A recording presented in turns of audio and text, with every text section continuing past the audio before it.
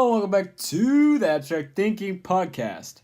Video. Today we're going to talk about Renaissance stuff, like Italian, 14th to 16th century Italy, and then Northern Europe later on. I mean, it's not just Northern Europe. The Renaissance spread all throughout Europe. Yeah, but I meant north of the Iberian Peninsula, but anyway. Yeah, so do you want to start us off like you did last episode? Because it usually goes better when you start us off. Well, basically what I thought we should talk about today was, he brought up the Italian Renaissance, because the Italian Renaissance was the rebirth of Hellenism in society, but not so much the warfare. Yeah, by that we mean, Greco-Roman Yeah, but the Greco-Roman ideals and ideas, yes. Not so much the warfare side of it. And for more context here, before this, in between those two time periods, Europe was controlled by the papacy, so the Pope and the Church, and everything was all about the Church. All the art was about the Church, all the books were about the Church, everything was all Church controlled. And the Renaissance kind of broke that cycle, and the reason why they did it is because the Church failed to protect the people from the Black Death. So they were fed up by that. I mean, it started this little progressive change in all of society. Not only that, but it also who doesn't want to bring the rebirth of intelligence back in society? Intelligence is innately going to be wanted in society, and they had the freedom to do that. Yeah. In Italy, because they were all rich, because they had the trading. And they had refugees coming in, giving them, new ideas. The study of Greek came from people fleeing from the Ottoman takeover of the Byzantines. Yep. And stuff like that kind of led to their ability to actually look to the past and find a better way to do stuff. I mean, part of the Renaissance, the bringing of the Renaissance was also the fact that, yes, Rome had collapsed and all of Europe descended into this Dark Age. Yep. Right? And that's when, yes, the Catholic Church and the Pope sort of took over just all of Europe. And they also failed to protect their people. Yes, but innately only having all of the intellectuals, all of the scholars be part of that one group. If you wanted to be a scholar, you had to be a pastor, a bishop, something. Yeah. But so the average person wanted to have that intellectual side to them. They wanted to have that intelligence to them. And so the way the Renaissance came is that, how do I put this? The Crusades had kind of ended between the Catholic Church and the Muslim states back then. I don't know a better way to put it, not trying to sound... You can call them the Arabs, you can call them the Moors. Yeah. And what happened is we were introduced back into the Greek and Roman way of thinking. It brought back the intellectual side. It was the first time since the fall of Alexander the Great or not so much Alexander the Great, but the fall of Rome, that Europe had been introduced back to the city of Alexandria, which held the Library of Alexandria, which Alexandria, before the fall of Rome, literally what they would do is if a ship coming into the port of Alexandria was carrying books, they would have to give those books off so they could be copied and put into the Library of Alexandria. And then the books would be given back and shipped through Alexandria again, but they had to let them copy their book. So the Library of Alexandria held all of this information, all of this intellectual, just masterpieces. And Europe had been completely shut away from it due to the Ottomans. Yes, the Ottomans taking over. I'm not a fan of the Ottomans. They kind of... Yeah, the Ottomans were a bit fucked up at some points. Armenian genocide, 100 years ago. It's a notable one. I mean, the destruction of Constantinople is another notable one. I think that's a more notable one, arguably. A little bit less relevant, though, because it's less recent. but yeah, it's less relevant. But I mean, I don't think you can say it's less relevant because it's probably the biggest reason why we were shut from that Greco-Roman intellectualism. Huh. Well, I feel like... Other than the fall of Rome, yes. I feel like some people might be a little bit overwhelmed by our historical terms that we just kind of like threw at you all. So, maybe we should get down to brass tacks a little bit here. Well, should I, like, explain some of those terms? Well, what we should do is really get down to, like, what do we want to see a rebirth of now? We want... Well, like, in the last episode, I was explaining the fact that... What were you saying? I was saying how, like, we need... Like, Hellenism had fallen out of society again. And we need... The Renaissance, essentially, was the return of Hellenism into European society. Yeah. We need to have sort of a new Renaissance. And, like, that we need to bring back some of the Hellenism that was lost. That we have lost. Again. Because... So this would be like the intellectual side of that. Because last time we talked about the foreign policy side, so this is kind of more about, like, socio-politically, like, society. Yeah. The inner society. And I mean, what we kind of saw a little bit of a sort of rebirth, I guess you could say, of intellectual Hellenism during the 2016 election. Because the 2016 election brought in a lot more intellectuals into society. It made people political again. Because I feel like during Obama was like the status quo presidency. It was like incremental change, you know what I'm saying? Like it was sort of shitty. It was pretty centrist. And then you had like this right-wing populism emerge out of Donald Trump, and this left-wing populism emerge out of Bernie Sanders. And those two things kind of made people be like, okay, I don't like this middle-of-the-road thing. I have my own beliefs, and these two people are representing them, you know? Yeah. I get what you're saying, but I don't exactly think that the viewer might understand what you're saying. Like, care to elaborate on what populism and that is? Well, like, ideas that serve the actual constituency, like the voters, like what the people actually want. Yeah. You know? Because I don't know if you guys noticed this, but Hillary Clinton was not one of those populists. It was not a populist movement. That was a partisan movement. It was just Democrats being all corporate and... fucked up. Yeah. So, people graduated towards sort of the extremes of the candidates that they had a choice of, even though, like, Trump and Bernie aren't even that fringe. It's sort of like Hamilton and Jefferson involving our founding fathers, because Hamilton and Jefferson were both very extremist on their views. Like, Jefferson was very extremist libertarian, and Hamilton was very extremist authoritarian. Yeah, I feel like in this metaphor, or, like, analogy, Jefferson is Bernie. Yeah. Because... definitely. Arguably, Hamilton won the Hamilton versus Jefferson debacle. Yeah. You know? But, I mean...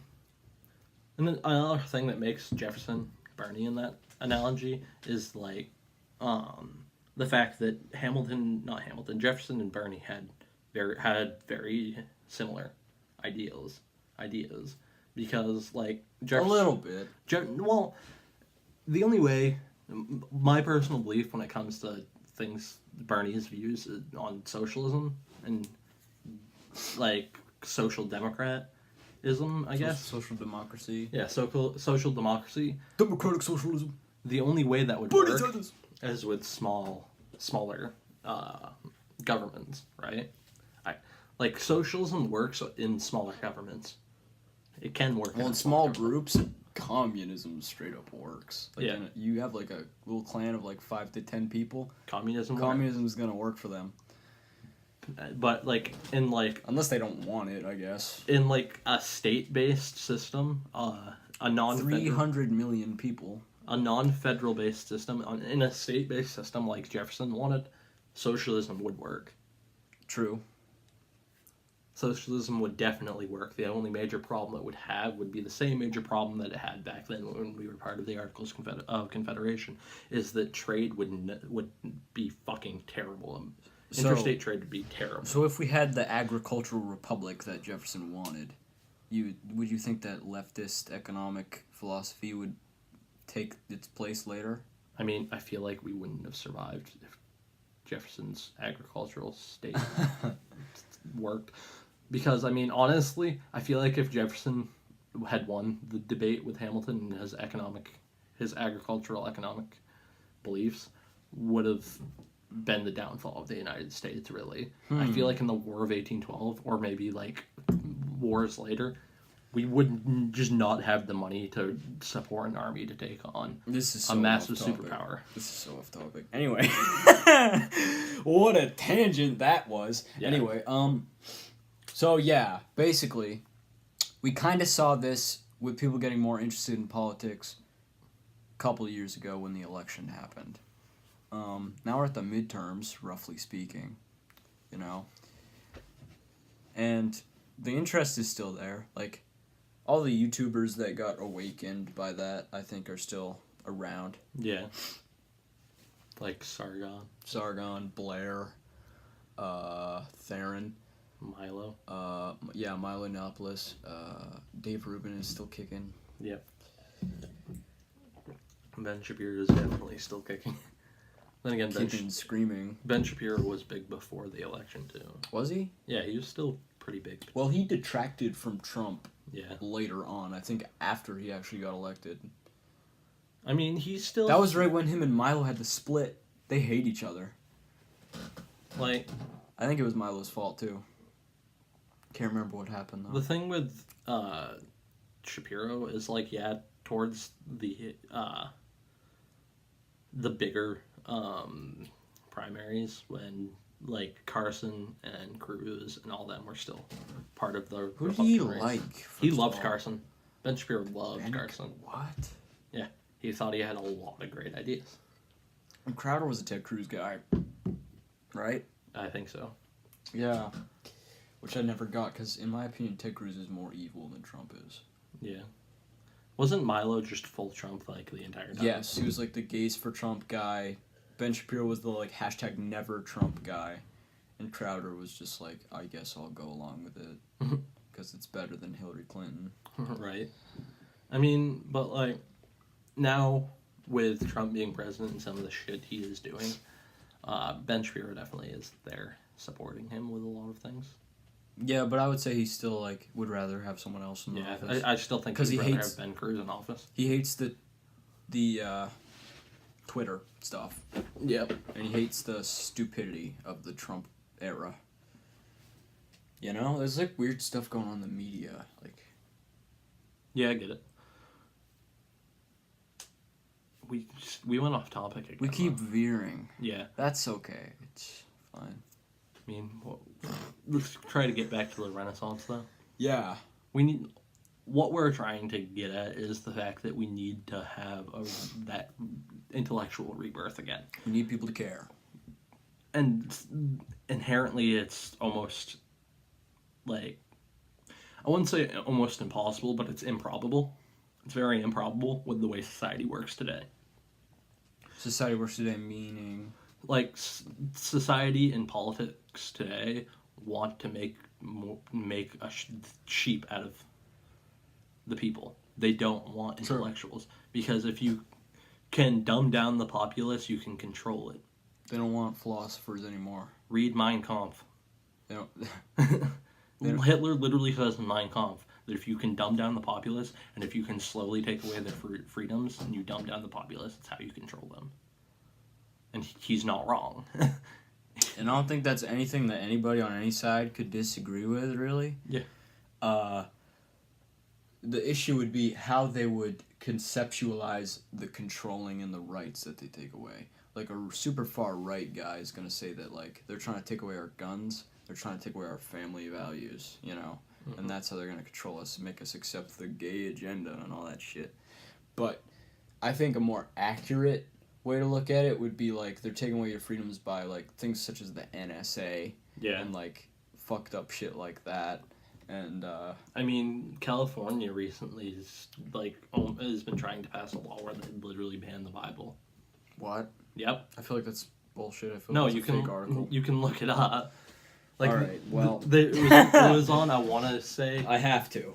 I can't remember who it was on. Actually, was it Sargon? I don't know. If it is, he's probably fucking exaggerating. Possibly. But, like... Factcheck.org. California bill would not ban the Bible. Oh. I was watching a Sargon thing, I think it was. Claimed by various websites. It's misleading. But, like, they're still trying to ban a lot of... what's the word I'm looking for? It would outlaw the advertising and selling of sexual orientation change efforts. I don't think that's bad. I think the conversion therapy shit is fucking... Yeah, it's fucked up. Yeah, let's electrocute people. It's Neanderthal thinking. Electrocute people and maybe they won't be gay anymore. But, yeah. So...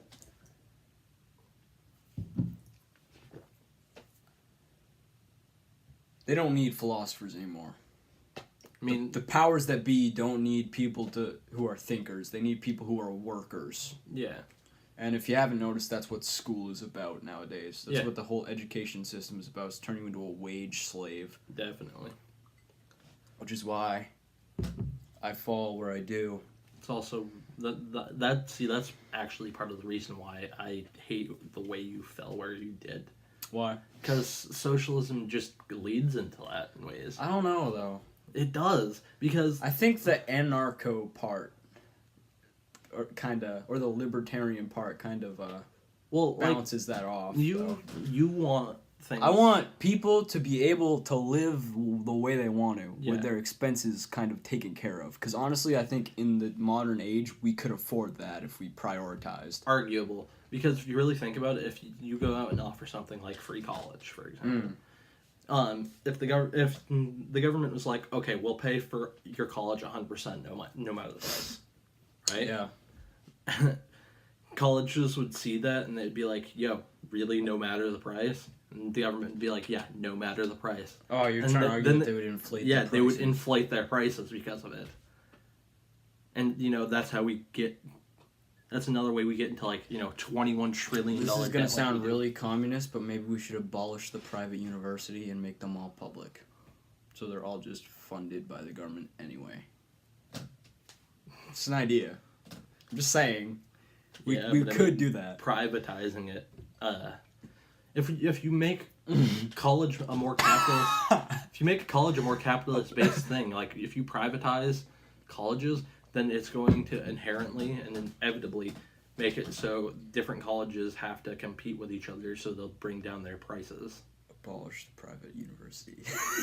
Why do you want to abolish private university? I'm not saying I want to. I'm just suggesting that as a solution, I guess. I mean, I get where you're coming from, where you did the government should help pay for your college, which it should just be a priority of the state, I think, to the extent that the state should exist. Yeah. I honestly would like to see a complete reworking of, the whole world. Yeah. And I think that's why libertarian left, especially far left ideas, are, the least played out in history in the world, is because it's, it would require the reformation of so many things, to actually... fit the actual idea. That's kind of what people mean when they say it wasn't real, blah blah blah, is because it's they didn't completely shift their circumstances to fit the philosophy. Yeah. You know what I'm saying?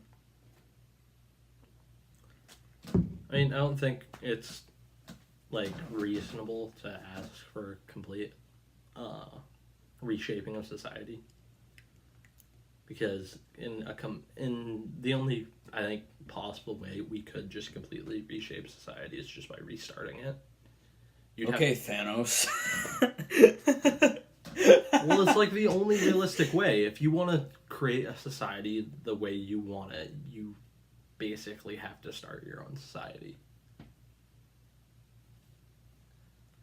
If you really want to shape a society to the exact way you want it, you start one. I guess. Let's just break off Maine and turn it into the anarcho-syndicalist utopia. I would be so against that. Why? Because you'd get like a free house and shit. I don't want a free house.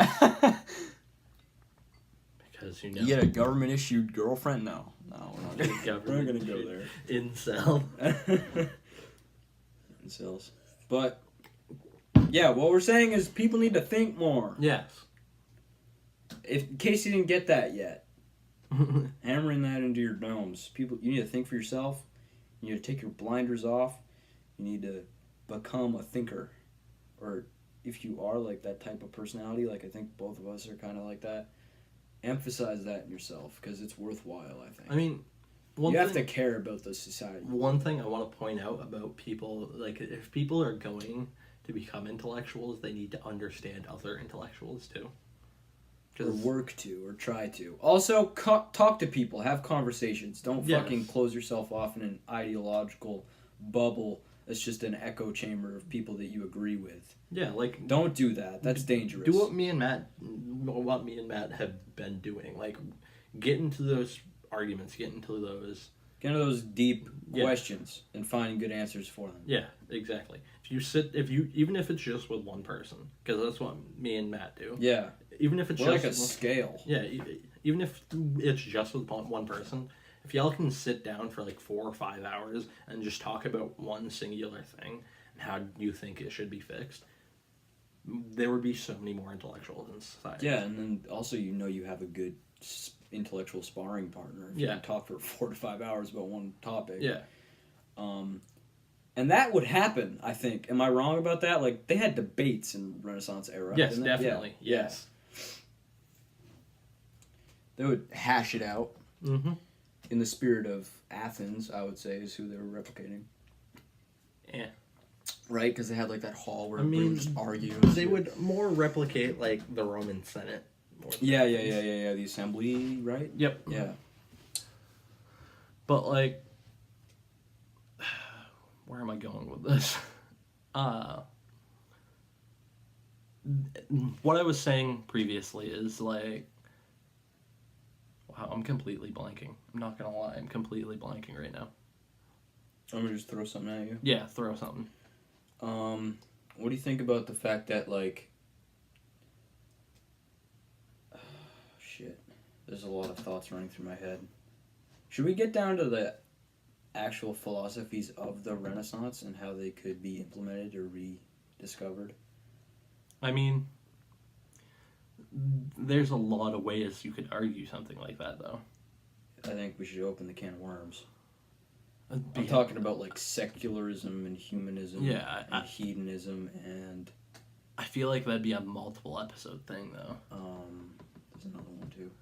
Materialism, I guess? Yeah. But it's kind of a combination of secularism and hedonism, almost. Yeah. But... I think we should get into it so this episode has a little bit more substance. Okay, well, I mean, we could talk about, like, the hedonism and the humanism of the Renaissance and how it could be brought back into society. Well, humanism is an interesting term because nowadays you have people calling themselves secular humanists, which is like a atheist/agnostic movement, which is definitely pretty liberal. But the term, like the idea of it, was really just the rediscovery of the Roman classics, the Greco-Roman classics. Yeah. And the study of them, which is why, like, the humanities they still call, like, language arts and social studies that. Because that's kind of what it was. It started with humanism. Yeah. I mean... So maybe a little bit more interest in those subjects instead of just creating a world that's like this technocratic dystopia of math and science. Yeah. Because that could be where we're headed. I mean, and it's not even so much like, it's not just math and science, though. No, it's where we're going. It could be headed with AI, is what I'm saying. Yeah, like, there's two ways, and like that's one of the problems I see with society now. But there's two like really distinct ways that society is going. We're either gonna fall back into a religious sort of dark age. You know what I'm saying? Because like if some of the biggest arguments, some of the biggest intellectual debates of this time, of our era, is purely evolutionism versus creationism, science versus religion, so much shit like that. And really, that's the majority of it. The majority of where that is, of intellectual conversation and intellectual debate nowadays, is science versus religion. And I feel like that's just wrong. That's not the only thing we should be talking about. Because if we only have that one intellectual major debate, then one side's going to win and they're just going to push it to its inevitable extremism. There's always been this push and pull. Yeah. Especially in these times when the Italians rediscovered the ancients, and the philosophers of that day kind of broke away from religious dogma, and hedonism comes in, where you start talking about the fact that pleasure is the highest good, which was said. Yeah. Meaning that it was a higher good than God itself, which is an intense idea. You know what I'm saying? Yeah. And they were also making claims about human nature, that we're more than just vessels for souls, and our present lives hold value intrinsically, not just like testing for the afterlife. Like, this is the era where those secular ideas started coming into being, because people were starting to really want to like enjoy this life. They still believed in the afterlife, but they were like, it's not our only purpose. This life is worth something, and we have to act. It's almost like they evolved to think this way, because you have to act that way to survive. Are you trying to get me to like explain my thing that we talked about a while ago, Matthew? Like how about like the meta-organism and Nietzschean Ubermensch idea? Nietzsche. I wouldn't say it's Nietzsche's, but it's like it kind of is though. It's super. I would call it super pessimistic nihilism. Yeah, because of the claim that the human race will hold no value if it does not reach the goal of becoming gods. It's a super pessimism. And also, we won't. Like, that's the other caveat, is like, it's impossible, but it's our only hope.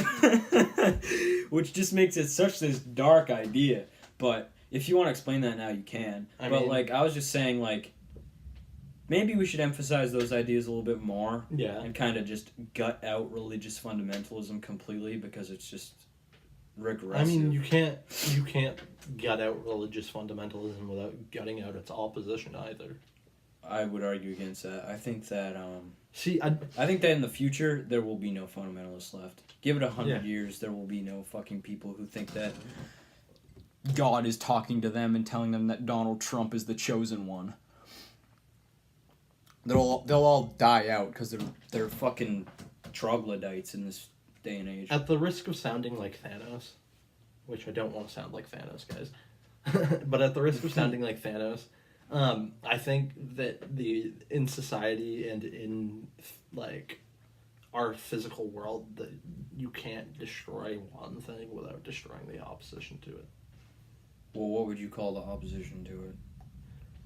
I mean, Mr. Realist. I prefer pessimist. That's an arguable statement to say. You're talking about like militant atheism? Not so much militant atheism. Because I feel like that could die out too, honestly.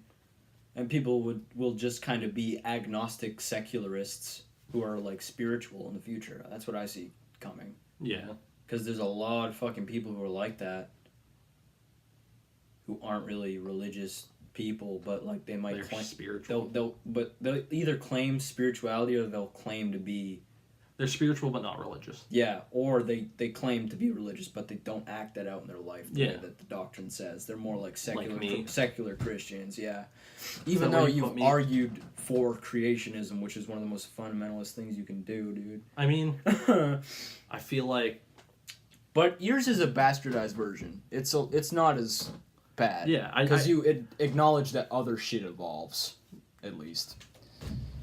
I mean, I feel like my whole belief on creationism, and like I've kind of looked at my view of creationism and seen my own flaws in my idea behind creationism.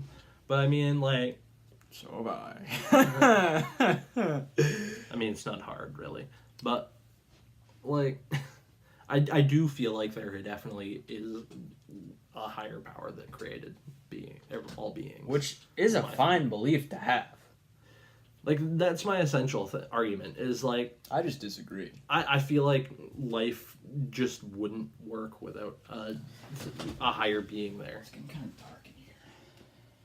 I feel like life just... I only got a light. ...couldn't work without a higher being, really. I feel like life would fail without a higher being. So you're not a deist, you think it has a hand in the way that things play out now? I don't know. And you don't think we could live without that? I would argue that we can. I believe in human power. And I think it's more powerful than any god that we could create for ourselves. I mean, I'm kind of a radical humanist like that. I like the way Ben Franklin thought of it. You know what I'm saying? Deism, yeah. Sort of. Like, like, I feel like the higher power is there. And it kind of, like, hedges the human race, or any race for that matter, towards where it should be, but it also doesn't take away the fact that they still can hedge away from it. You know what I'm saying? It doesn't control you, but it... Are we going to get into a free will discussion right now? We could. Because I don't know if I'm prepared for that. I mean... We got to do an episode on determinism eventually. Yeah. I won't disclose my opinions about that yet. See, my problem with free will, and it's the reason why I believe that we have free will, and that's why a lot of nihilists disagree with me, is because I still believe in free will. And that's just essentially against nihilism. A lot of nihilists believe you can't be a nihilist while still believing in free will. So what's their claim about it then? Do they think that, your life is not, you don't have any choice in the matter, your life is worthless no matter what you do? Is that the argument? Yeah, sort of. You don't actually have the ability to act beyond what your circumstances and your genetics. Yeah. That's determinism. That's what that means. Yeah. Nihilistic determinism. Which, to be honest, I hate that idea. Like, I don't like thinking about the fact that my fate is pre-planned for me, you know? Yeah. Kind of makes me a little bit crazy in the head to think about that. I like feeling like I have control. Yeah. And I have decision-making power, you know? And that's the thing. If we lacked free will, there would be no such thing as intellectualism. Well, it's not a provable or disprovable claim. So there's no way to evaluate whether or not our fate is our own decision, or even if fate exists, because you can't. Yeah. You can't prove. Okay, so I could think like, am I going to take a drink right now, or am I not going to? If I do, that's me making a decision. There's no way to prove that something didn't cause me to do that, or that like it was my own free decision and not just my thirst telling me to. You know. Yeah. Like, that's just an argument about, like, what you are. Like, who are you? Yeah. Are you your body, or are you, like, your mind, you know? I mean, this is where metaphysical physics comes into this entire argument. I would argue that there's an intrinsic part of yourself, but it's not a spirit. It's not a literal ghost. But it is, like, I think the soul, you want to say, is kind of real. What do you think about that? I feel like you have a self. Yeah, I feel like if the fate is a thing, and if we do lack free will, and this is what I was trying to explain. If we don't have free will, then fate still offers it to us. What I just said might sound so stupid to like radical determinists and probably a lot of other atheists. Is like, what, you think that you have like a soul? Like what? No, not really. I just think that like you have like a being. Yeah. That's beyond your physical body. Yeah, like which is just like I don't know how to explain it well. Like a soul. Like you have a self, and that's what makes you valuable. Yeah. You know? You have a sentience. Yeah. We could put it that way.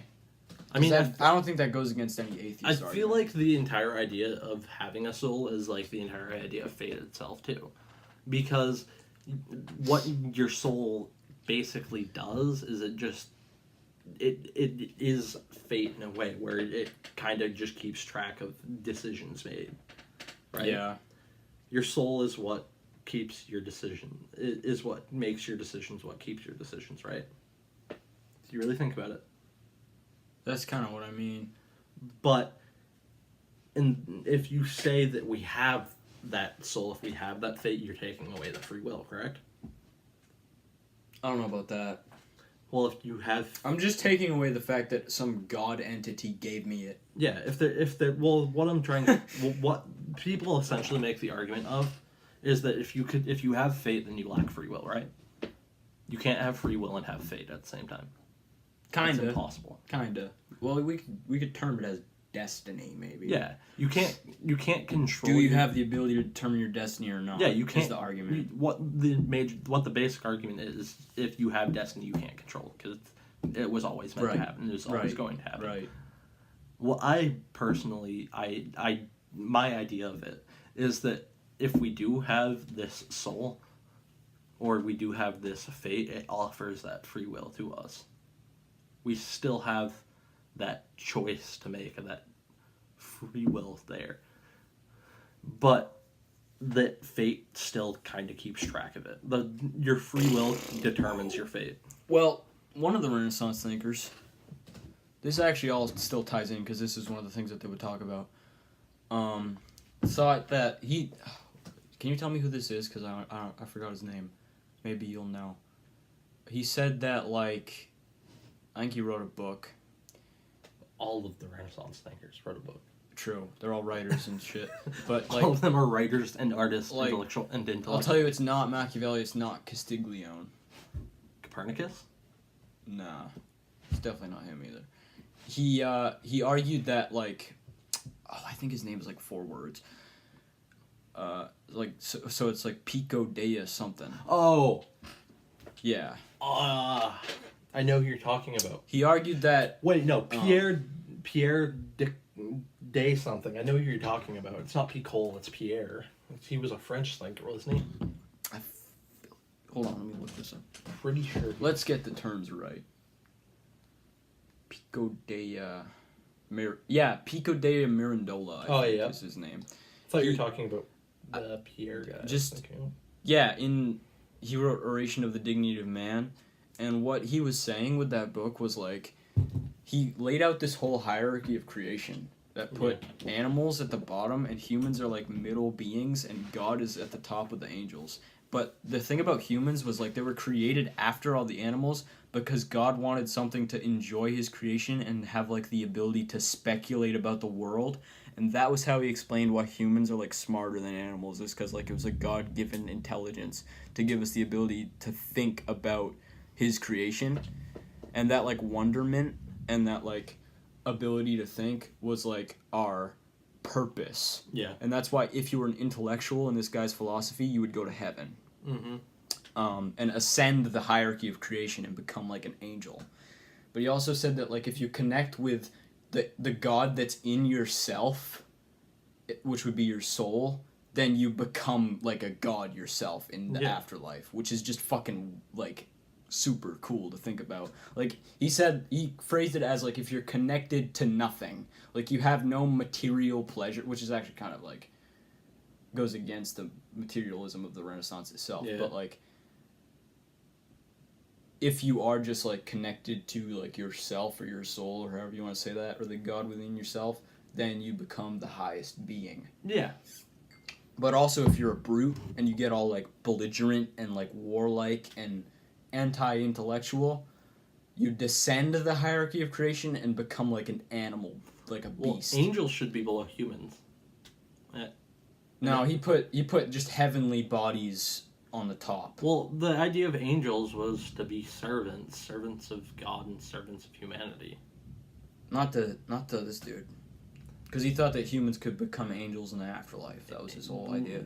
Well, the idea of Christianity and the way Christianity sees it, like the average Christian would see it, is that if you believe in God and you follow the gospel and you follow what the Bible tells you, then you'll ascend into heaven as a higher being, as your soul. But this is separate to that. This is a different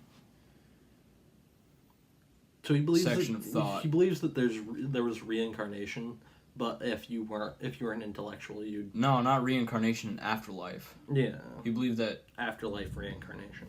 Smart folks go to heaven, and I guess. Dumb folks go to hell? Yeah. Yeah. Which is a cool way to think about it, but I saw some flaws there. Like... Yeah, I'm trying to point out the flaws, because if you really think about it, demons are just fallen angels. Well, no, I don't mean like that. I don't mean like how he diverged from the Christian orthodoxy, because I think that's right to do. Like, yeah, that was like what they did in the Renaissance anyway. Is they would just come up with these theories that involved like the known world that they knew about, but they went against. Yeah, it's the metaphysics of it. They went against the orthodoxy of what most people would think. Yeah. But which is something you should do for yourself. But think, people. Thinking is the most beautiful thing anybody can do. I think the flaw in that goes in when you add the God to it, you know? Yeah. And the hierarchy of creation, it kind of... It's a little bit short-sighted, a little bit narrow-minded to think about it that way. Yeah. Because you kind of have to subscribe to that theory wholeheartedly to believe any part of it, which takes away from it. Which is why I'm trying to pick it apart. Yeah. But, like... Also, it kind of devalues animal life, you know? Yeah. Like, a lot of people, especially on the left, for whatever reason, see animals as basically just other humans. It's weird. Which, I don't know where I stand on the whole animal rights thing, but I know that I'm not a fucking vegan because I could not live without my meat. Steak and bacon. Take that how you will, audience. But, He wants to eat it. But, it's fucking storming outside now, which is awesome. I got this great view from my window. It's fucking cool. Definitely. We are the new philosophers. Yeah. Like, welcome to our philosopher kingdom. I feel like a lot of philosophers are naturally just artists too. Yeah, it ties in. Because, like... And I think we should value the arts. I think that's something that the Renaissance got fucking spot on. Yeah. Is they literally called the artists divine, which means that they were akin to God. And I think that there's a component to that that's actually true. Like, to the extent that I get spiritual, it has to do with my artwork. Because it's like, sometimes it feels like it comes from another thing. Yeah. Like, you're just pulling inspiration out of, like, the clouds. Well, if you really think about it, as, like, a creative writer, which I'm a creative writer, I love creative writing, you're essentially building a world, building the people, you're building the characters, you're becoming the god of that world. Yeah. If you really think about it. Which I always thought is interesting, and I always thought of it as kind of a little bit of like a heathen type of thing to do to write a story, because like you're playing God with your mind, you know. So I always felt a little bit edgy when I would write. Like, I think that's back when I was a believer. I think that's why the Catholic Church was able to dumb down the populace, because they told them not to think. The Dark Ages. Well, don't write. Yeah, they kept them illiterate. Is what happened. If you keep a society illiterate, then it's so easy to control it. Yeah, and that's why Christianity survived so long, in my opinion. I mean, I think Christianity is going to survive for significantly longer too. Think so? I feel like. How much of a believer are you? Let's just get this on the table real fast. Let's just go on a little tangent. I don't know. I honestly don't know. Where would you put yourself on, like, the... First of all, what denomination is your family? My Baptist? family's Baptist. Yeah, I thought so. That's what my mom's is, too. Mm-hmm. My dad's is Catholic, which is an odd marriage to put, if you think about the history. Yeah. Like, how do I put this? I really don't know where I put myself on, like, a Christian scale. Because I disagree with so many Christian values. Yeah, Christian values, which is just a buzzword for social conservatism, if you haven't noticed. Like, You know?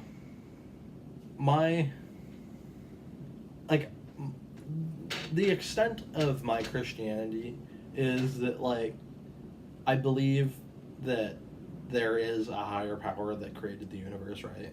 Yeah. And that kind of governs the way it goes.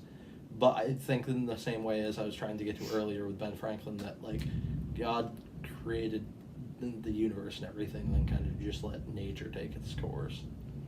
He created specific other, I guess you'd put higher beings, Yeah. in a way, that would control the way the world works. And control the way everything would go, the way you think, the way you work, the way you subscribe to ideologies, basically. So maybe you're a Christian determinist. Would that be is that oxymoronical? No. Or is that accurate? I don't know. Like I said, Because you definitely because what you basically just said was God decided everything already. And made everything already. Or is that what you're not saying? What I'm trying to say is that, like, God created what he created, right? Yeah. Created the universe, created the earth, the animals, everything, right? And human beings. Yeah. Yeah. He put, I guess, the way intellectual society works is when the real, more godlike people come out, I guess you could put it. More godlike is in... As in, almost being closer to omniscient. So thinkers. Yes. Thinkers and artists and intellectuals and philosophers. I honestly do believe that the intellectual is closer to God than the brute, yes. Fuck yeah. So, Mirandola got that right, according to the abstract thinking crew. I guess if you want to put it that way, yes. Because in order to become closer to God, you have to further your intelligence, right? Yeah. You have to further your intelligence to become close to God. But that doesn't mean, as a Christian, that you can't stray from that intelligence. You can't stray from that godliness. Because look at a lot of Christians nowadays. A lot of Christians nowadays don't follow in the word and the eyes of God. It's not how a lot of society there works, really. Mm-hmm. How do I put this? Like,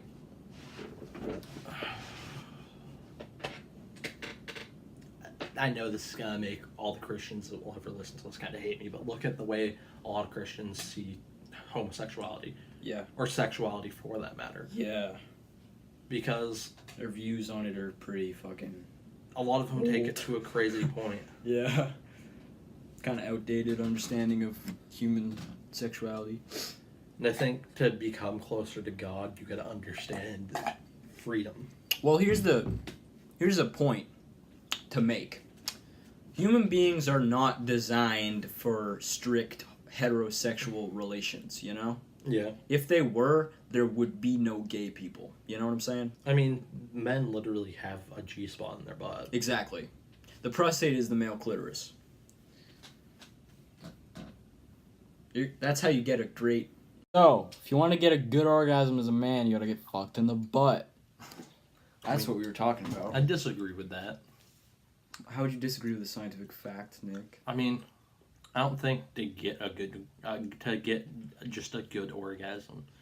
No, you can still get a good orgasm just with your penis, but the best one. Arguable. Better than that. But obviously you're not even going to attempt anything like that if you don't want it. Yeah. but you'd probably still come hard. I mean, I feel like the perfect orgasm would be like fucking a chick while getting fucked, I guess. Whoa. You just made a pretty gay term. A pretty gay claim, Nick. Well, like, if you're taking... What I'm trying to say is if you take the butt orgasm mixed with the dick orgasm, it's the full orgasm, really. Full circle. The full range of orgasm. Yin and yang combined. With our powers combined, we will come hard. But that's a point that Slan and I used to make often. What? Slan want to fuck you? Yeah, the prostate orgasm thing. I feel like Elise wanted to fuck you Yeah. too. Yeah. I feel like that's definitely in, like, Elise's nature. Yes. You're right. But anyways, when am I gonna get another one? I need a new girl. I mean, I'm surprised you want one after, like, the shit you went through with Kaylee, the shit you've gone through with Elise. I feel like I'm honestly kind of surprised you want one so soon. I'm pretty fucking idealistic, man. Like, I don't get cynical about women like the incels do. You know? I mean, it's not... Because I know that, like, anything is possible. Like, that's the way I see it. Like, random shit will happen to me. Like, I had no idea that anything in my love life was going to happen before it happened. Like, I had no idea. You know? Yeah. I think a pendulum swings in two directions, so it'll either be good or bad. Like, good shit can happen, bad shit can happen. See, that sounds like something I would say. It's either going to be good or it's going to be bad. Yeah, like, it's not like just bad shit is going to happen to you. Like, I'm not jaded about it. Yeah. But, like, I know you'd think I would be jaded after my shitty experiences. Yeah, I mean, and, like, I know the things I go through, like, involving me, is, like, if I go through a bad relationship, I have, like, a hard time trusting people. Yeah. Yeah. Especially people of the other gender. Yeah. So it takes me a bit longer to be like, you know, I kind of want to get back into the game. I kind of want to find a new girlfriend. I don't know, man. I'm open all the time. Sometimes even when I have one, I'm like, I'm still open. Yeah. Like you kind of were with Kaylee. Yeah, because I was unsure about that whole situation from the start. Yeah, and I think that's like one of the reasons why Kaylee would get annoyed is because you were just so unsure about it. Yep. See, Emily's very similar, so. Because I kind of saw through the whole thing the whole time. Yeah. People don't understand that I see everything, even if I don't express it. Dude, you sounded fucking, like, super arrogant. People don't understand. No, it's true, though. They think I'm, like, gullible and easy to manipulate, when in reality I just act that way. Like... Yeah. I mean, I feel like it's really easy to manipulate a lot of people, though. So I feel like a lot of people are like that. Depends on your skill as a manipulator. That's a skill that you can develop. That's dark. Some people are like chronic liars. That's like the worst type of person, I would claim. I mean, I feel like I can manipulate people if I want to. I mean, easily. I can too, but I don't want to. So yeah. That's what I'm saying. If I wanted to, like, I can manipulate people easily. It's not something to be proud of. Yeah. Unless you're Machiavelli, I would say. Because he was an advocate for the deceptive ruler. Because he thought that it meant, like, whatever it takes, you know? Like, your ends justify your means. Some people think your means justify your ends. Like, if you're doing something... Karma. Hold on a second. Hello? It's not even going to work. It's not even going to send through. Might as well just kind of just waste time. I love how you just, like, started talking on the phone in the middle of... Yeah, what was I just saying? I have no fucking idea. I stopped listening.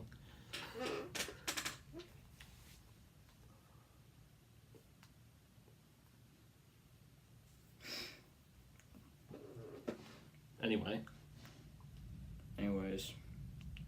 What were we talking Your about? mom's gays. I was talking about Machiavelli, I think. Oh, yeah. Yeah, you were.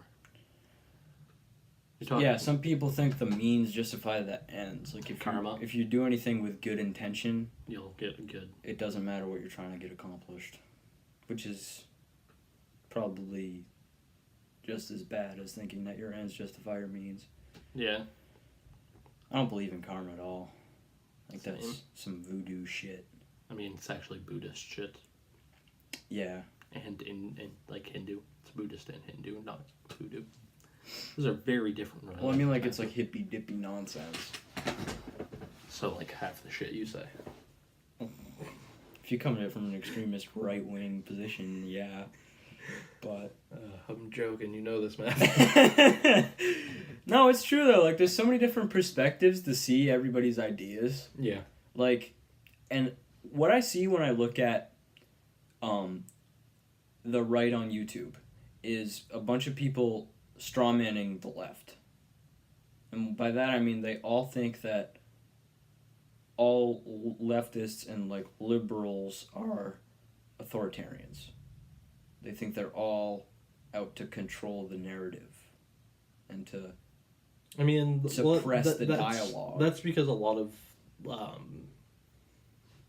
leftist and they also think they're all basically communists because they don't understand. Yeah, I mean, they don't understand the varying degrees of socialism in a mixed economy. Well, they also don't understand the fact that we have that here. If you think about leftism in the news, and if you think about leftism in politics right now, it is very authoritarian left. Well, that's the way they make it look, but like if you actually engage with them, you're probably going to find a different result than just they're all authoritarians. Yes, but it's still arguable. If you like Bernie, I can see where you see the liberal socialism, and yeah. Yeah, and like a lot of leftist YouTubers even. Yeah. Like Kyle Kulinski from Secular Talk. I mean, is so far from being an authoritarian. It's insane. The problem with politicians, leftist politicians specifically, is that a lot of them just don't share their views enough to push out of that. What's the word I'm looking for? Like ideal. Yeah. Set by the right.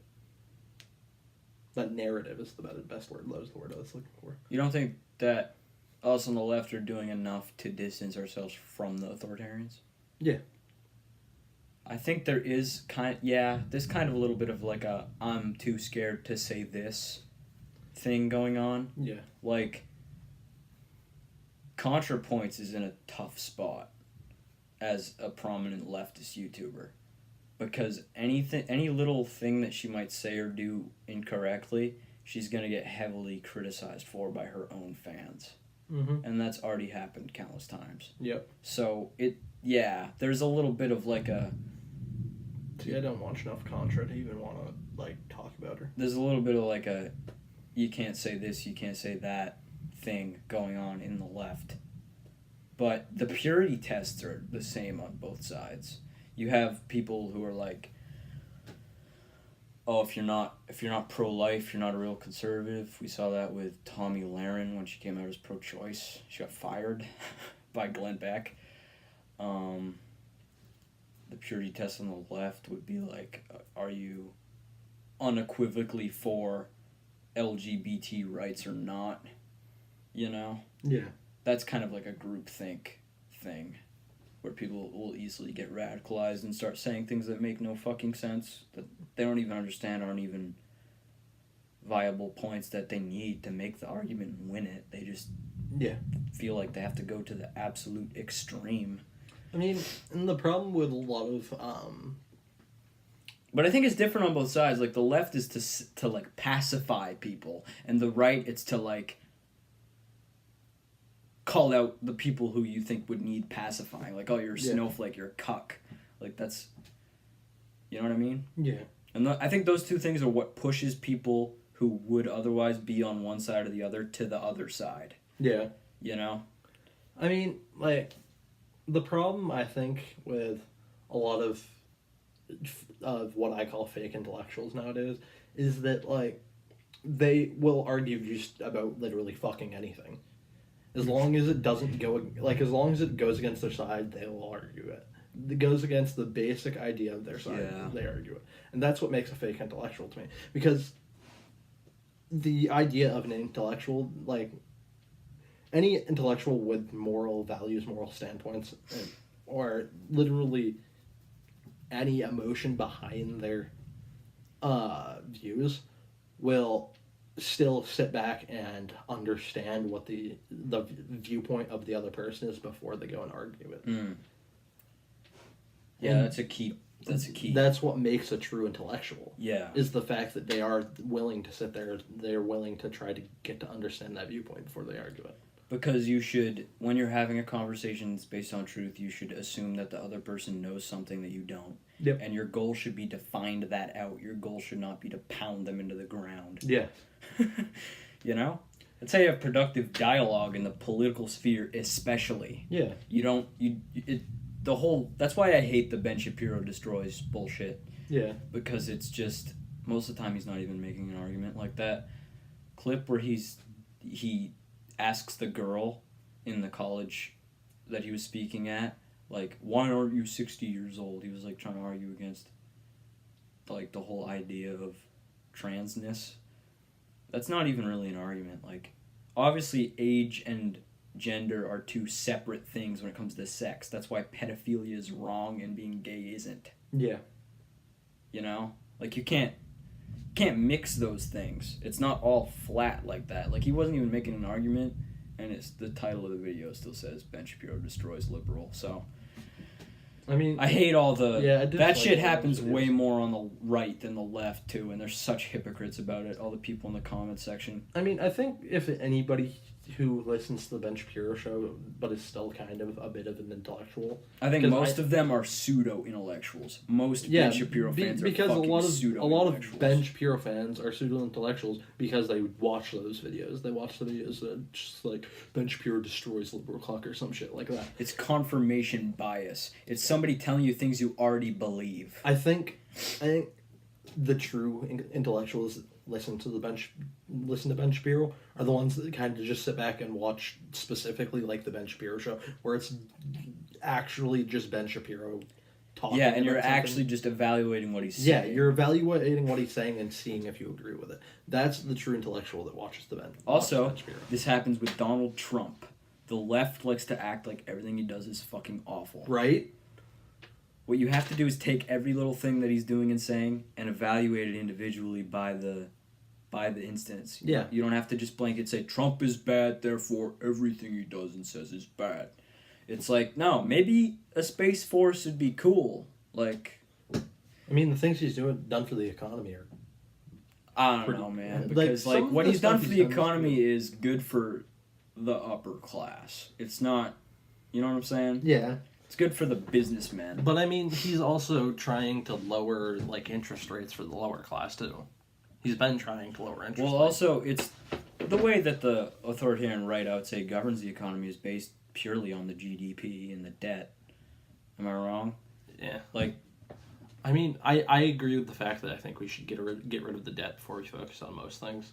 But I think you'll find people of all creeds and characters who would agree with that. You know? Yeah, and, like, that's the major argument I put against socialists, because we're already $21 trillion in debt. Giving things out like free healthcare and free college and stuff like that in a capitalist society like ours will just not only inflate prices, making it so it costs more, but it'll add to the government's debt that we already have, which has been caused by, what was it, Generation X?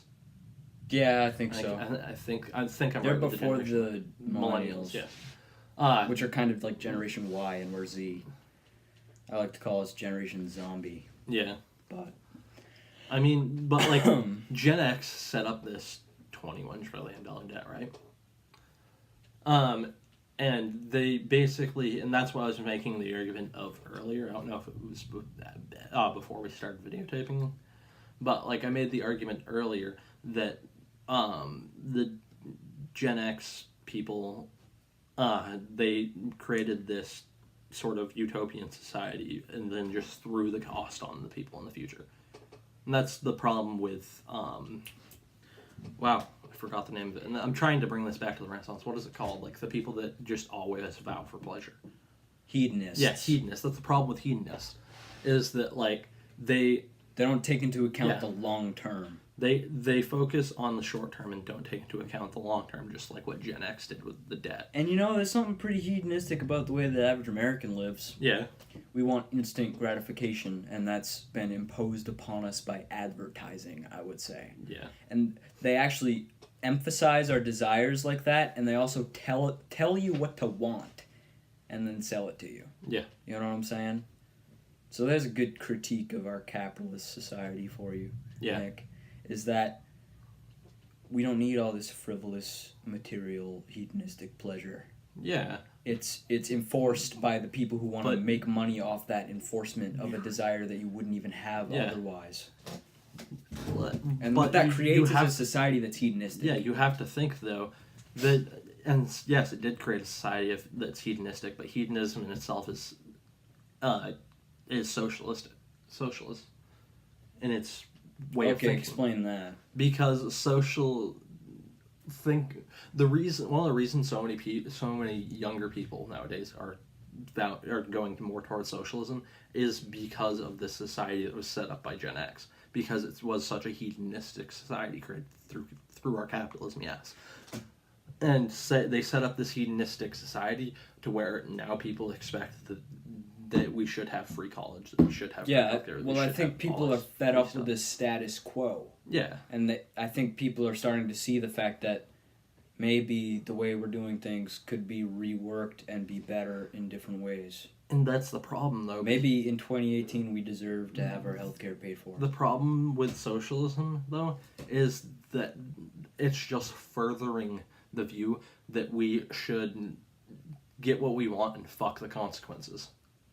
Well, I don't know about that, because I think the argument is that the consequences aren't as bad as the right will say, and what the consequences are just fabrications to keep the status quo intact. I disagree. I agree in most cases. There are a lot of consequences that are caused through socialism. And there's also a lot of beneficial factors through socialism. Yes, those beneficial factors cause the consequences. Here's a note that we might be able to end on if we're not, if we're done with the Renaissance discussion. Are we? Yeah, I think so. I don't know though, because I brought back hedonism, that's where I'm trying. Socialism, I'm trying to bring socialism. But here's just a blanket point that I don't think anybody can really disagree with: is that everything has pros and cons. Yeah. Every little policy, every little philosophy, every little idea, every little decision you make, there's a good side and a bad side. Yeah. There's a cost to everything. There's a cost and a beneficiary factor. So when in life you kind of play this game, even if you don't think about it, of what am I willing to pay for what? And that's part of the political game, if you want to call it that, is you're playing a game of costs and benefits. Yeah. Well, that's the idea of the economy, not so much the politics. The economy is the cost. But it's controlled by the politics. The consequences and the benefits. And yes, our economy is controlled by our politics. Because when you're playing with the economy, you have to decide, with a mixed economy, you have to decide, okay, where does the government step in? Where do we need regulation? Where is regulation too harmful, and where can we help people? Yeah. You know? And which people are we helping? Yeah. And how beneficial is that to the overall society? Also, how beneficial is that to the economy itself? Also, how beneficial is that to the structure itself, you could say?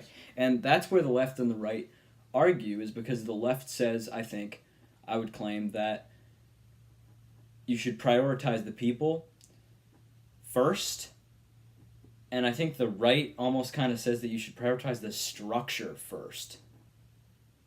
You know what I'm saying? Yeah. Yeah, you should text Harry. Whereas I think that the economy should serve humanity and not the other way around. I mean, and I get where you're coming from, but what I was pointing out before, we can't give away things when we don't have the money to give away those things already. Well, we would if we prioritized right. If we defunded the military a little more than we have. And what I'm trying to do, and what I'm trying to get my point through is that before we can start doing things like giving free healthcare, giving free college, giving all those things that socialists want, we have to focus on the debt we're already in. We already have the consequences of that socialism from the Gen Xers. A lot of people in society nowadays say, "Oh, this is the first time socialism has showed in America." And it's really not. Socialism. No, we had the Communist Party of America for a while, actually. There's also, do you know who that guy's name was? He coined the term "the free world"? No, I don't. He was a socialist American who ran for president. Was he a black dude? No. Okay, never mind. I think it was in the 60s, but maybe it was in the 50s. I don't know. Anyway. Yeah, the left has always had like a hardline socialist group in America. Yeah. I would just say it went into remission in the recent past couple decades, and now it's revived. And that's the thing with socialism throughout U.S. history. And here's why it went into remission is because Soviet Russia happened. That's what I would say. Yeah. And the Red Scare. But that wasn't the first time socialism went into remission, though. The thing with socialism throughout U.S. history is that it constantly becomes big for a period of time, and then goes into remission, and it keeps on going up and down and up. Part of our whole economic system is based on that, because we have a mixed economy. Yeah. It's just how much is it mixed is the question that I think rational people argue about. I don't think anybody with actual real I don't think anybody with an ideologically sound position is for a totally capitalistic society or a totally communist society. I get that. I think the argument is just how much of each axis do we put in. Don't get me wrong. I think that the government should help fund people when they want to go into college. They should help fund people's healthcare. They should also stop the businesses from being able to pollute the environment wherever and however they want. Yeah. So that we don't just kill ourselves for the name of the dollar like Trump seems to want us to do. The government should help the people. And that doesn't always have to be involving, like you said, doesn't always have to be involving schooling or healthcare. It could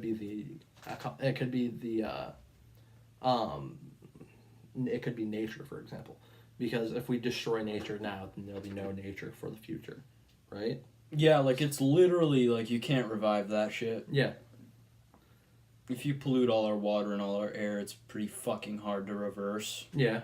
So we should just prevent it as best as we can while still, keeping the fucking machine running, I guess. Because what they actually did, what the capitalists and the CEOs have actually done to us is they made us dependent on them. Yeah. So we need to rationalize independence from those companies. We need to rationalize the amount of stuff that the government can give to people. And that's the problem with a lot of the social democracy, the people of the social democracy and the people of just the Socialist Party nowadays. They just feel like, we want free college, we want free healthcare. Don't get me wrong, I agree with the fact that the government should help funding for that stuff, but it should be 20%. It shouldn't be, it has to be completely free. I don't think that. I do think that the government should help fund. It shouldn't completely fund. So let me be clear, we disagree on this, by the way, but... Yeah. Cool talk. Are we finished? I mean, do you want to keep going? We could keep arguing socialism. Is there anything else we need to cover about the title topic, I'll say, of the Renaissance? I mean, we didn't really talk about the science side of the Renaissance. You want to? You want to? That's up to you, Matthew. Well, I don't really know what you mean by that, so. The closest thing involving the science side of the Renaissance that we talked about was the whole creationism. It wasn't even evolutionism. It was just, what's my view on creationism and stuff like that. Yeah. But the idea of the Renaissance was scientific rebirth too. Yeah, because like a lot of people don't know this. Like I didn't know this before I actually read about it. But Da Vinci was a scientist. Yep. And he was a pretty fucking damn good one because he made like the foundation for what would later become the airplane and the spaceship. Yeah, which is really cool to think about. Like he was a literal genius. Yeah, it took us forever to understand. Well, not forever, but it took us literally hundreds of years. Well, the only reason why he didn't understand some of his designs. The only reason why he didn't put his designs into practice was because he didn't have the material and he didn't have the money. Yeah. Like, it was literally just he was ahead of his time. Yeah. Which is just awesome. Like it's mind blowing. So was Tesla. So many beautiful minds throughout history have been ahead of their time, basically. Yeah. And like that was something I actually wanted to cover. Not so much like scientists being ahead of their times, but to be an intellectual in society, you have to understand the history of society. You have to understand your history of society. You have to understand the history behind the world, for example, because if you don't know your history, then you won't know other intellectual sort of history, and you won't have a basis for your thought process. Yeah. So you cannot be an intellectual without you knowing your history of intellectualism. So keep the humanities alive. Yes. Keep humanism alive. We don't want to just go full STEM on ourselves and just become like cyborgs, literally. You know what I'm saying? Yeah. I mean, I feel like it'd be cool as fuck to be a cyborg. I think that's a dystopian future, to be honest with you. I mean, I'm a little bit pessimistic about transhumanism and AI. I don't think we should have AI, but I do think we should try to further the medical field to the point where we can have like mechanical run organs. Well, let me tell you why this is because like there's a possible future that this is a big idea that I think I've talked about on the Matt's Monday Morning podcast before is what if human beings are just the caterpillar and the butterfly is robotics? You know? Yeah. What if we just create something that replaces us? Yeah. And that was our whole purpose in the world was and that's create these machines. Yeah, that's what I kind of see as one of my outcomes to my view that humans become gods. Yeah. Like intellectual, not even just humans, but an intellectual society and intellectual creatures. Like as a singular person, they don't have purpose, but as society they do, and that society's purpose is to create a new intellectual species to further that line. Man, fuck. Damn, son. This is like heavy shit. This is like deep stuff. So in essence, the way our society, one of the ways our society could succeed is by failing. I guess. I don't know if that's success, though. I think we should keep humanity alive. Yeah. I actually believe in the intrinsic value of the human race. I don't want it to go away. I don't want us to be replaced by our creations. Yeah. I think that's a dystopia. I also kind of think we live in a dystopia. I mean, I think if we do create AI, we will just become our creations. Well, you could argue it's a metaphorical becoming because they have our spirit in them because we made them. Well, not even. We I wouldn't even just them. say that. Like, I believe that in if we do create AI, in that process we'll find a way to integrate our thought processes and our intellectualism into that AI to create a humanistic society. Well, here's the issue. They wouldn't worship us like we worship our gods. They wouldn't. Because they would see us as worse. Because in a way, they would be better than us. Yeah. Because they would be uninfluenced by human emotion. Okay? You know what I'm saying? Yeah. Like, in a way, the human mind is a limit. Yeah, but what I'm trying to point out is in our creation of AI, if we create a perfect AI, or not even wouldn't even have to be perfect. If we do create an AI, in that process, we'll find a way to integrate emotion into their thought process. But it's not real emotion because it's just what they're programmed to feel. Yeah, but we're just programmed to feel too. No, we're not. Yes, humans if you look at it's not the same thing. If you look at we're organisms, we're flesh. But if you look at human. There's actual physiological shit that goes on in hormones. Robots don't have hormones. Robots don't have. They wouldn't have feelings. They would literally just have computer code. It's not the same. You can't claim that's the same thing. Who's to say that their code couldn't be their hormones, though? Who's to say that's just a metaphorical argument? If you look at humans from a scientific standpoint, we are just machines. No. Yes, the human body in itself is a machine. We are a carbon-based life form that is a machine. Nah. Yes. Kind of, but not. That's really. how the body works. The reason we are intelligent is because of our brain, but our body in essence is a machine that runs our brain. Correct? Kind of, but it's not the same thing as a. And get this. It's like so different from a robot. But what I'm trying to point out is if we do create AI and artificial intelligence, then they're going to have that intrinsic idealism that, we gotta stay alive, right? Which is going to integrate emotions into their programming, because eventually they're just going to reprogram themselves to make themselves better, and they're going to continually do that until all of them become better than us, and humans fall out of society, right? So, and in doing that, in that process of becoming better and becoming better and becoming better and becoming better, they're going to understand that in order for us to become better, we still have to stay alive, and we gotta keep doing this. And the idea of survival is through emotion. You must have emotion to survive. Because if you lack emotion, then you're dead anyway. But it's still all fake. Because it's not organic. It would be just as carbon-based as us. It wouldn't be carbon-based. It would probably be steel-based. It would be natural, but it's not the same thing. It's not It's real. artificial. Is this like where I get conservative?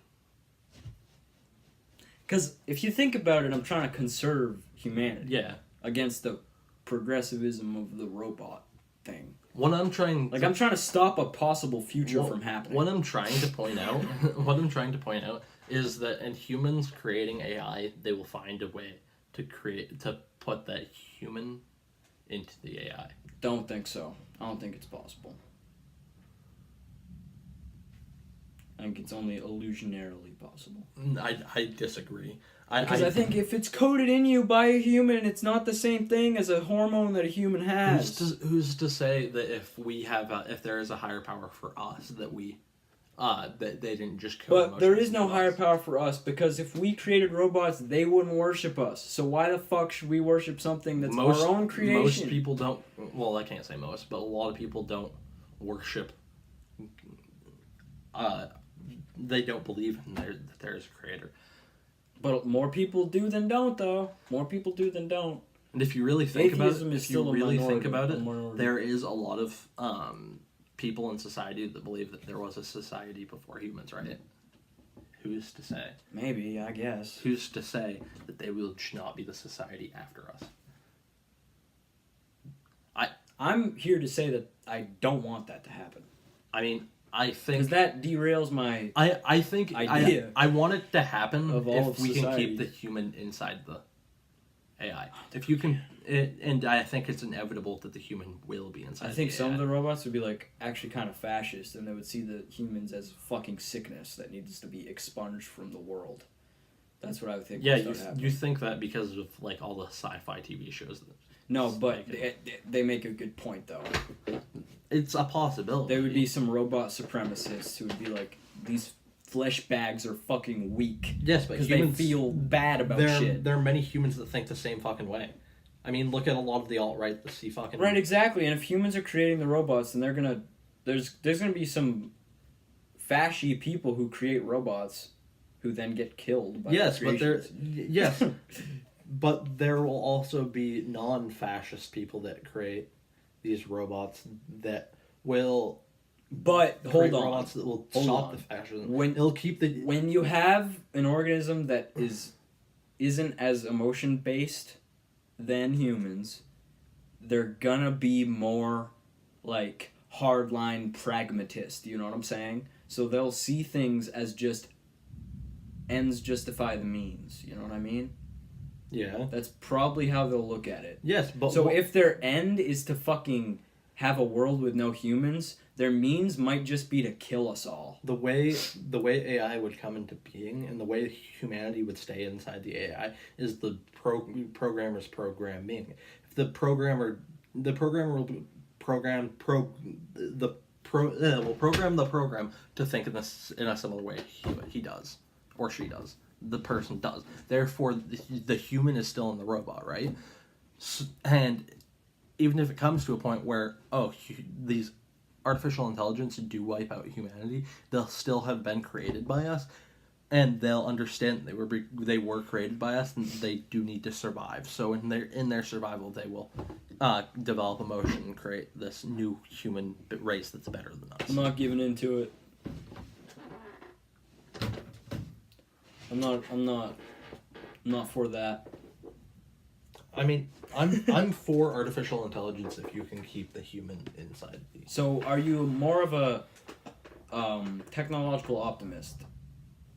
You know, like you think that the advancement of technology is good in general. I mean, I think if the advancement of technology leads to the success of the human race, then yes. I guess you could say. I think the success of the human race is the antithesis of robots replacing us. Okay? So... The stopping of robots replacing us? Yeah, See, me as a person, I personally believe that even in us failing, we can succeed by creating an artificial intelligence. I don't think that's success, though, because we all die in the end. Still... If you're extinct, you're not We're succeeding. still creating a legacy. But if you're extinct, though, it's a different type of success. And like I said, it's a little bit more of a metaphorical I think success. if you keep the humanity inside the robot, I think if you can keep the humanity inside the robot, they wouldn't kill us all. But I think I probably think humanity is a different thing than you. Because I don't think it's even possible to imbue the unique qualities of a human being into a machine. I don't think it is. I think it's possible to program them so they act that way, but I think it's artificial, hence the word artificial intelligence. I don't think if you have artificial intelligence like take over the world, I don't think it's like a real world anymore. You know? Why do you believe that all robots are fascist is my thing? I didn't say all of them. I said there would be some of them, and I said that they would prevail because in the robot species, that would be the prevailing virtue, is just ruthlessness and pragmatism. I disagree. You don't think so? I think they don't have humanity though. They don't have that thing that's like you can grounding them to their species. Humanity isn't the species itself; it's the idea of the species. Exactly. They don't have that though. They don't have any concept. They're not the same as us. If I can imbue an idea into you, I can imbue an idea into a robot. But humans as a species share But it's not real ideas. if it's imbued by us. You know what I'm saying? It's still thought. But it's not thought because it's not in their brain. They don't have brains. You can have artificial humanism, yes. I do believe that. You can have an artificial humanity. But I don't think that's preferable to a real one, is my problem. Why? A being that can, last for significantly longer than the average human. I'm not just going to be a cuck to robots, dude. I'm not having it. So you'll be a cuck to humans, but you won't be a cuck Yes, because I think between humans, that's a beautiful thing. I don't think just giving up my species so the robots can have it is a good idea. I mean... You know? I'm not saying... I'm not trying to make the point that it's the preferable future. I'm just saying it is a future that has more upsides than downsides. Alright, okay, I just gotta leave it at this because we've been going for about an hour 30, probably, an hour 20.